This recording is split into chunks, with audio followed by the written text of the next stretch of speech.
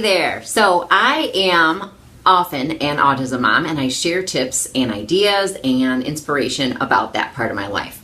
I also am a fitness enthusiast and love helping others with fitness and nutrition, motivation, and believing in yourself and creating a healthy and happy life for yourself.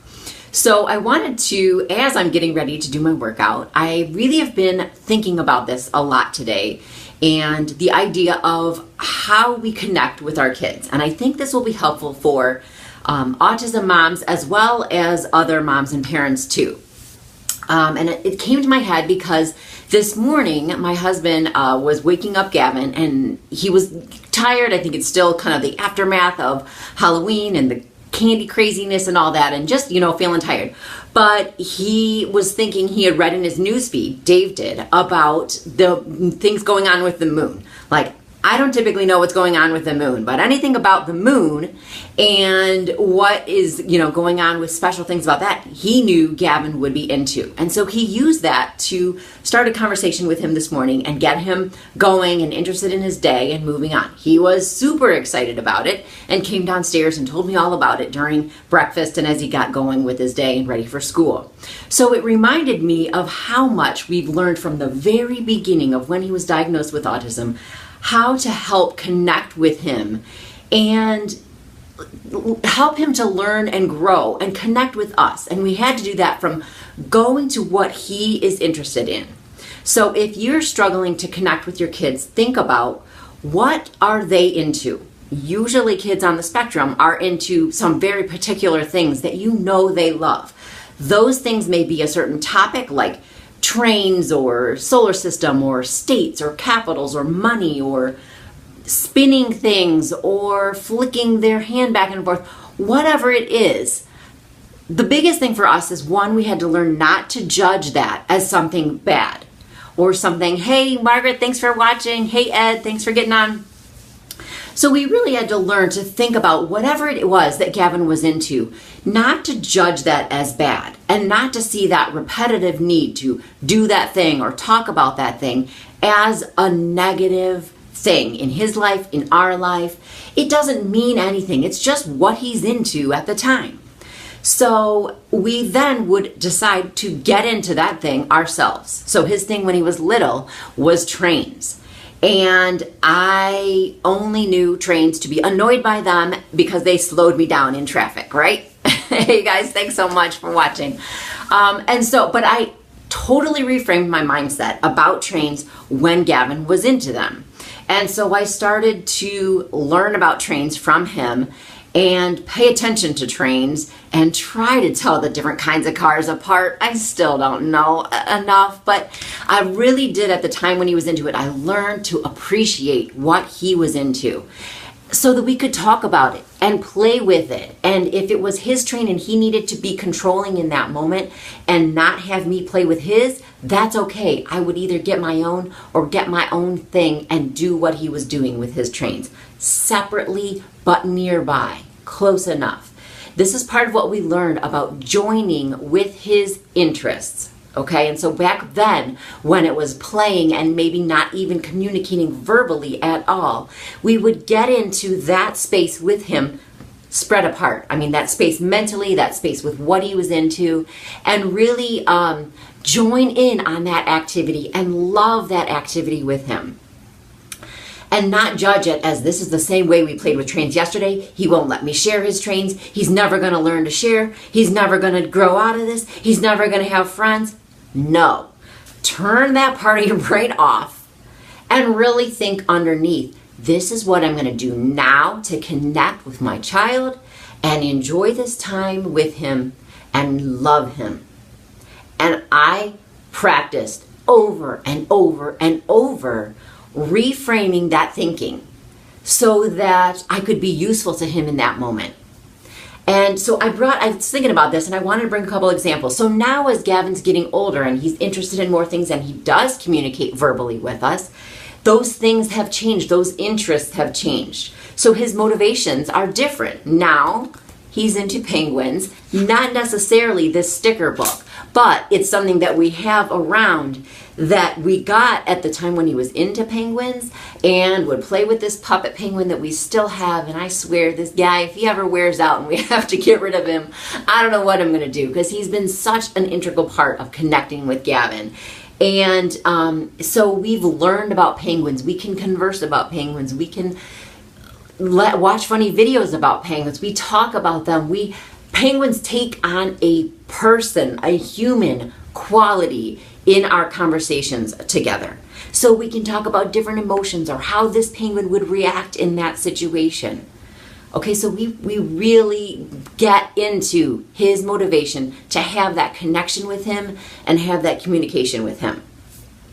So getting a book about penguins and learning about them yourself is a really good idea if that's what your kid's into. Whatever it is, learn about it and love it. Don't hate it. Don't think of it as something that is just never going to change and to be tired of it. Really love it and embrace it and use that thing to be part of your child's world. One more example, and then I want to connect kind of how that relates to all of our kids, whether they're special needs, whether they have autism or not. So now Gavin is really into money, different types of money. This is a Lego case. It doesn't have Legos in it right now, which is also one of his motivations. It has different money. But this activity that we did, and it sort of just stemmed from talking about this money, is we thought, my gosh, you have all of this different kinds of money. What can we do to save that money and like categorize it? So I've written, and then actually he's redone a lot of them, the labels on here for each country that this money is from. But this was something that we did together so that I was like, okay, what do you need from me? How can I be useful to you? And then I labeled these different things, these different types of money for him so he could categorize it and save it in this case. So I wasn't controlling the activity. He was in charge of it, but I was adding to it as he was interested and as he was connecting with me. Then I can add in that one more piece of like, hey, let's label them. Maybe I could write on a piece of tape for you. And so then he's telling me what country to write and what to put down and telling me all about them, because I don't know about these foreign coins, but I'm learning about them with him. So I just wanted to mention, kind of get into your child's world, join with your child into what they are into, and love them through that activity together. Don't fake it, because they know. Don't fake, oh God, one more time I gotta do this darn penguin thing. They know. You need to really, my opinion, you don't need to, you choose. But I needed to really embrace what he was into and what he loved so that I could show how much I loved him and loved being with him and loved doing whatever it is he wants to do at that time. This is how we helped him over the past years. This is how we've helped him to learn to connect and be with us. As he's more connected with us, he's more willing to learn about what we might then want to share about or talk about or help him learn to be more flexible with. So how this relates to our other typical kids, one second. Getting ready to do my workout and drinking my pre-workout drink to get energized. I think you can tell I got a lot of energy right now. So how we can connect this with our typical kids, how all of our kids, is a lot of times our kids come home and we say, oh, hey, how was your day? What did you do? Da, da, da. And they're like, fine, it was good. Nothing else, no more to tell me. But I think what we also can do with our typical kids, and what I do with Sam, is I do try to connect with him on whatever it is he's into. He's into a lot of YouTube videos. I can't stand some of these YouTube videos. They drive me bonkers because their voices or they're laughing or whatever. But I try to connect with him about that and what he likes about them and what he's getting from them. Of course, I'm screening them and making sure they're appropriate. And so I do try to share in some of his interests. I do play sports with him, which I am not an athlete, and playing soccer or things like that to me do not come naturally. So I really try to join in with him on that.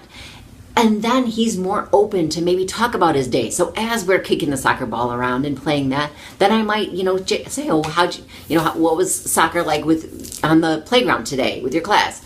or just asking a little bit more about his class and being open to him sharing sort of on his terms, on his level, and what he's ready to share. And sort of as it comes to him naturally, rather than like, give me the rundown, tell me everything, like I want it all. So I hope that helps. It reminds me of when I was younger, and my dad always wanted to have this closer relationship with me. And he wanted to like dive into these deep, really big topics with me. And I'm just like a kid. Hey, Brandy, thanks. So 3 positive things that happened during their day at school. Sometimes you just get lunch. That's great. So 3 positive things, because that's like, okay, yeah, these are good things. A lot of times I think maybe they think they're in trouble. And they like think that we're like fishing for that, ratting themselves out or whatever, So that's great, I think, to think of like, what are the positives of your day? What good things happened today? And as I was younger, my dad wanted to kind of dive into these bigger topics, but he wasn't big on chit chat, I guess I could say, and he still isn't. And my mom, though, she was a teacher and worked with kids and everything. And she wasn't the friend teacher. She wasn't that type of teacher, but she would definitely chit chat with me. And she was like interested in whatever I would bring up about, sorry, I got a notification there, about my day, about my friends, about anything. So once you're interested in those little things and you have that rapport so much more with your kids, then I think they do feel more open to coming to you with the bigger stuff. Because my mom, I would talk about the bigger stuff.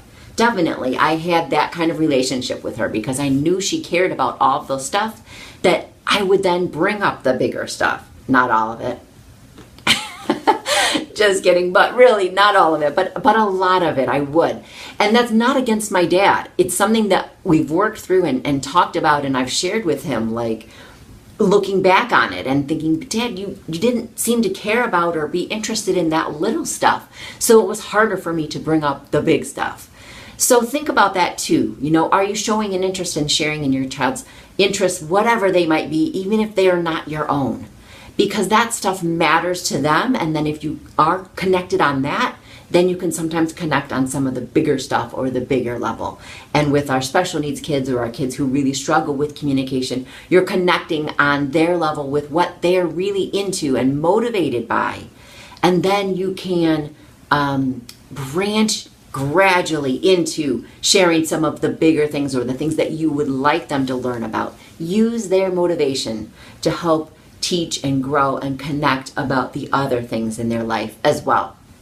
So I hope this was helpful to you. Please ask any questions. You can comment in the comments below, or always feel free to reach out anytime. I've had lots of people that are connecting me with fitness or the rest of my life, then autism or a special need issue comes into their life, and they reach out to me and say, I don't know if you're okay with talking about this. I am very open and okay with talking about it. So please always feel free to message me or share with me anytime.